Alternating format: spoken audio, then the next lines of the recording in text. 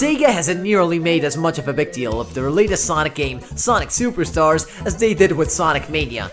Yet they've done everything so much better with this new release. Well, maybe not everything. I hope their bad timing doesn't mess everything up, cause what a game came out the same week as Superstars did. Sonic is also in a very different position nowadays if we compare the situation with 2017. Back then, we were coming from the big oof that Sonic Boom was for the franchise. But since the Sonic movies released, Sonic is in the spotlight. Kids have Sonic in their minds, and Sega has noticed that a little bit. It's like we're back in the 2000s, the difference being that the higher-ups don't just say, "Who cares about the state in which we release Sonic games? They're Sonic games!"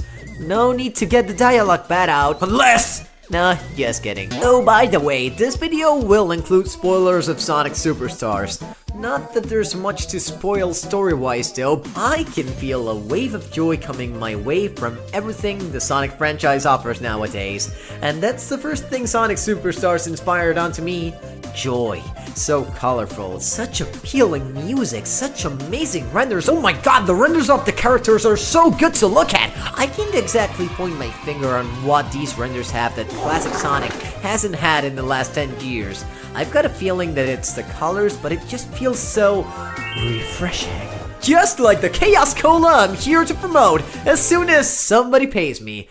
I sure hope that happens soon. And the levels feel that way too. I think my favorite is Lagoon City, and it's just because of the ambience of the place. I feel like I could have a picnic, take a nap, and then have the time of my life going down the water slides in this place. Like, come on! It's got the perfect balance of a place being ancient and cool at the same time. I'm not gonna say the level design is especially great in this level though. Not because it's bad, but because I would argue this game's levels are consistently amazing all the way to the end. There's so many branching paths and the acts are super long, which I had been craving for the longest time in a classic Sonic game.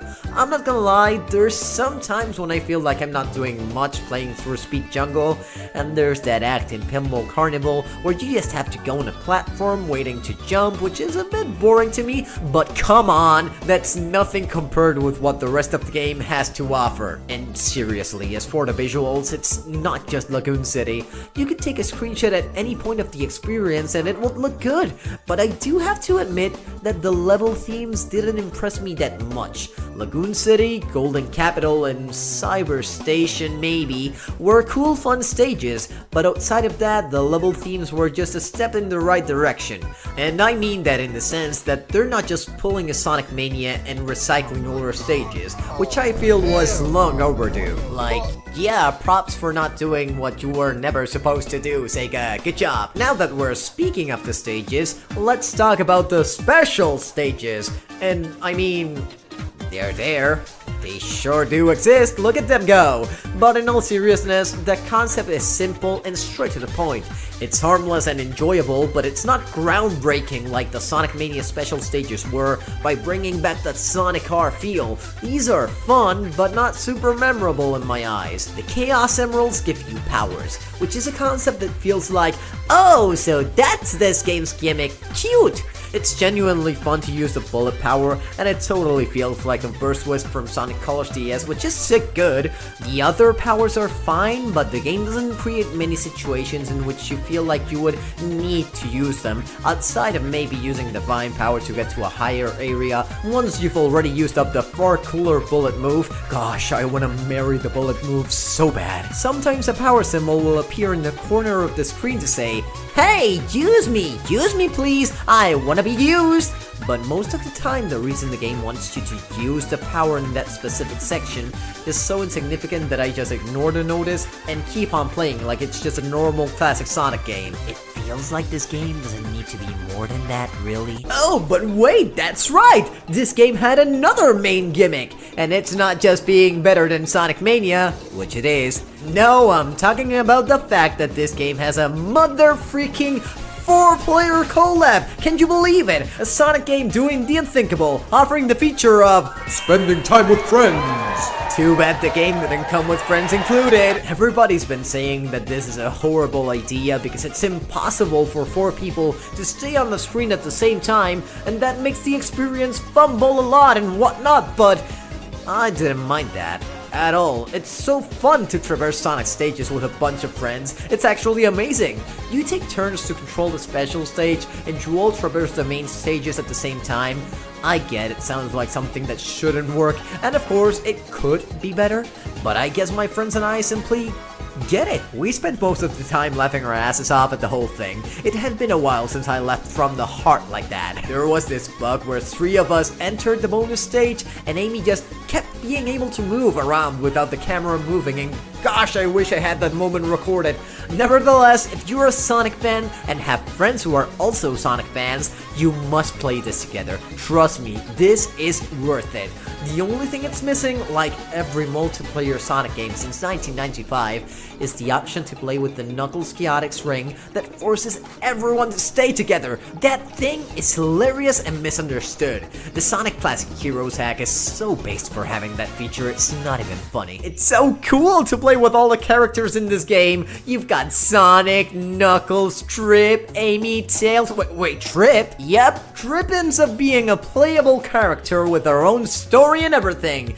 Nobody saw that coming! First of all, let me tell you that her design is adorable, and she's a great addition to the cast. She's got her own personality with how clumsy and shy she is, and I'm very glad that we've gotten an addition like this to the cast, designed by none other than Naoto Oshima. She's also a new bestie for Amy. Now that's a fact I love! Not only that, but she's got her own move that lets her get attached to walls and the ceiling, and it flows greatly with the momentum-based controls of a classic Sonic game. It feels natural to do even after using these controls for so many years without that ability. And of course, her versions of the levels are made with this ability in mind, so it all works out great. Not gonna lie, the way in which they made her levels harder got to me at times, especially with the bosses, which felt kind of slow at times because of all the time you have to wait until they are vulnerable, but it was fun in the main game. Let's just say that Pterodactyl felt like it dragged on for too long when playing as Trip, but I do love the final bosses. Okay, the new Death robot thing was simply fine.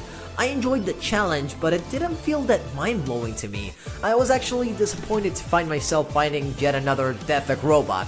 Like, seriously, let it go. It's been enough. But the Fang boss is really cool.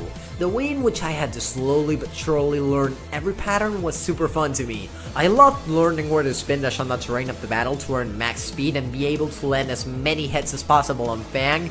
Each move the robot did had an interesting way in which you had to react to it. And don't get me wrong, it took me a bunch of hours to beat the boss. It lasts longer than most people will want it to last, but I had the time of my life fighting this thing. I don't even care! It's one of those fights where you feel like you have to slowly understand how each move the boss does works. And once you do, you're the one that feels like a boss! That meme is too old, I'm sorry. Then there's the actual final boss, which comes out of nowhere, and we'll talk about that in a minute or two, but holy smokes is it cool! The background turns all dark, and you fight a giant dragon in the sky as supersonic while trying to get a hold of any ring that you can.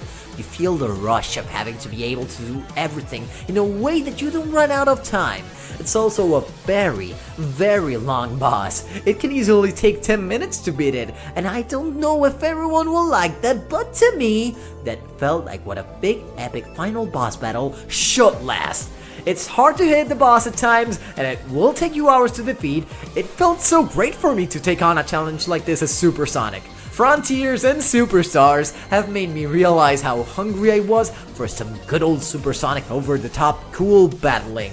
And I want more of this in the future! They should probably make it more accessible for casual players with some kind of easy mode or something, but if they don't, I won't be the one to be bothered by it, trust me. I haven't mentioned the story of the game until this point, and that's partly because, well, where is this game's story to begin with? I would love to see it! Show it to me! The prequel animation and comic of the game got me excited for the game's story, because they made me think that we were going to get told quite a bit of a story in this game.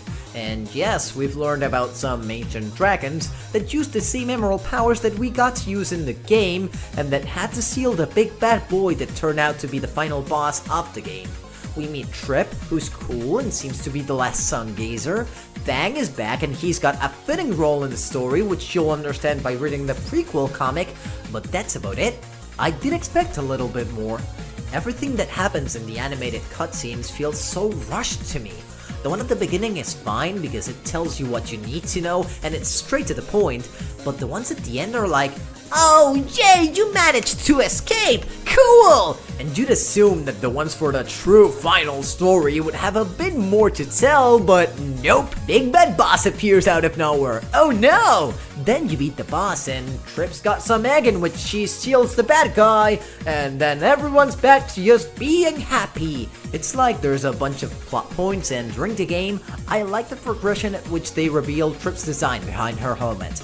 And seeing her turn into a super dragon was surprising, and I'm curious to know why this species can go super in its own way, but I don't feel like that's going to be revealed anytime soon. I hope this whole thing is expanded at some point, but the game itself didn't manage to tell its own story in the most satisfying way possible. But the egg robo's in Trip's story like he was in Knuckles' story in Sonic 3K, and that makes the whole thing peak! Nice reference. So, now you might be wondering what the problem with the timing of the game is. Well, literally 3 days after Sonic Superstars came out, we got Super Mario Bros. Wonder, which after the huge success of the Super Mario Bros. Movie, and with how the whole game obliterates the limits of creativity in every level it offers, I feel like it might overshadow Superstars quite a bit for a lot of people. Superstars is a fantastic Sonic game, but not only did it come out at the same time as one of, if not the most, popular game franchises ever, but this new Mario game is here with the intention to end the feeling of staleness that people have had with the new Super Mario Bros. Series for years. And I love Mario games. I'm enjoying Mario Wonder a whole lot. Maybe I wouldn't personally say I enjoy it more than Superstars since I am a bit biased, or I would, depends on the day really. But while Superstars is such a great release for the Sonic series, everyone in the video game community is loving the new Mario. I do have to say that the original way that this game offers you to play online with friends and strangers is amazing,